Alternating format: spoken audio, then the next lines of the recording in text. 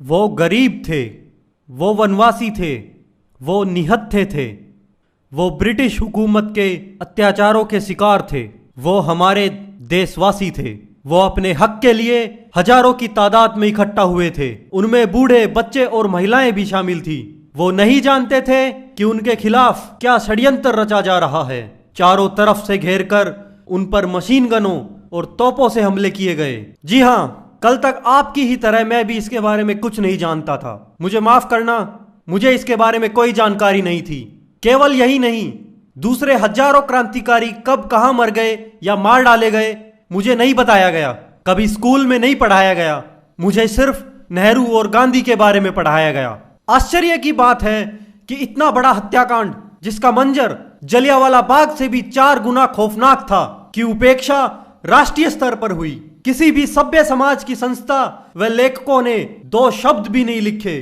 क्या देश के लिए आदिवासियों का दिया बलिदान बलिदान नहीं?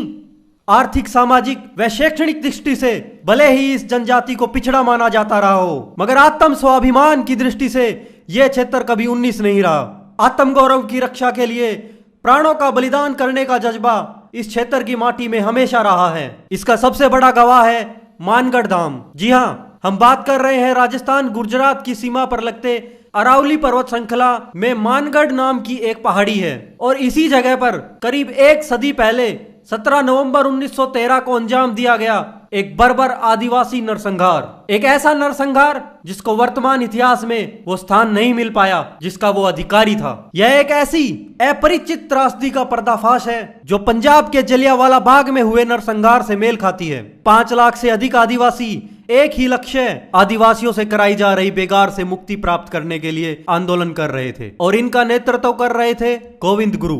यह सारा क्षेत्र वनवासी बहुल है। मुख्य तौर पर यहाँ महाराणा प्रताप के सेनानी अर्थात भील जनजाति के हिंदू रहते हैं। स्थानीय सामंत, रजवाड़े और अंग्रेज इनकी अशिक्षा, सरलता और गरीबी का लाभ उठाकर इनका शोषण करते थे। गोविंद गुरु ने सन 1903 में अपना बसेरा मानगढ़ टेकरी पर जमाया। उनके आह्वान पर भीलों ने 1910 तक अंग्रेजों के सामने अपनी 33 मांगे रखी, जिनमें मुख्य मांगे अंग्रेजों और स्थानीय रजवाड़ों द्वारा करवाई जाने वाली बंधुआ मजदूरी, लगाए जाने वाले भारी लगान और गुरु के अनुयायियों से उत्पीड़न से जुड़ी थी। इन क्षेत्रों में आदिवासियों का भारी शोषण हो रहा था। उनकी दशा ऐसी थी कि वो भूख से मरने को मजबूर थे।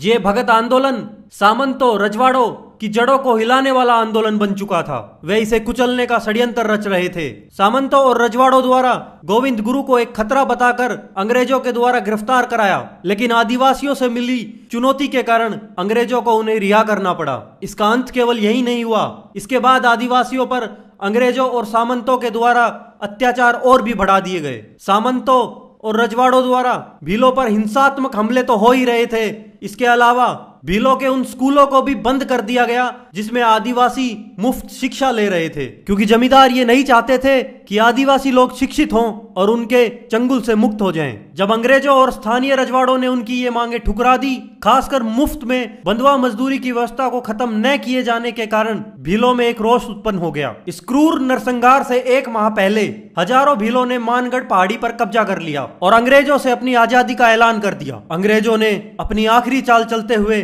सालाना जुताई के लिए ₹1.25 की पेशकश की, लेकिन भीलों ने अंग्रेजों के इस जाल में ना फंसते हुए इसे सिरे से खारिज कर दिया। इन्हीं दिनों की बात है, गुजरात के एक क्रूर थानेदार गुल मोहम्मद की हरकतों से तंग आकर भील गुरु के दाएं हाथ पुंजा धीरजी पारगी और उनके समर्थकों ने उनकी हत्या कर दी। रजवाड़ों द्वारा इस घटना को राजद्रोह के तौर पर प्रचारित किया गया और अंग्रेजों से सैनिक मदद मांगी गई। इसके बाद से अंग्रेजों और स्थानीय रजवाड़ों को लगने लगा कि इस आंदोलन को कुचलना अब जरूरी हो गया है। भीलों को मानगढ़ खाली करने की आखिरी चेतावनी दी गई, लेकिन भीलों ने इसे मानने से इनकार कर दिया। 17 नवंबर 1913 को मेजर हैमिल्टन सहित 3 अंग्रेज अफसरों की अगुवाई में मेवाड़, भील कोर और रजवाड़ों की अपनी सेना ने संयुक्त रूप से मानगढ़ पहाड़ी को घेर लिया और भीलों को तितर बितर करने के लिए हवाई गोलाबारी की गई, जिसने बाद में एक बर्बर नरसंहार की शक्ल अख्तियार कर ली। लाखों लोगों पर अंधाधुंध गोलीबारी की गई। लोग जान बचाने के लिए इधर उधर भागे।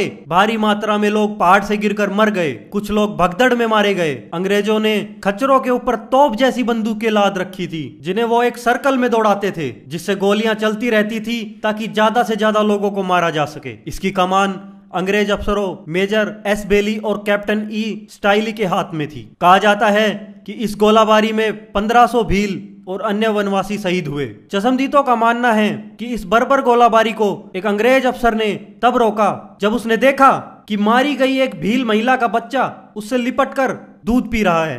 आप जरा सोचिए कैसा दृश्य रहा होगा वो।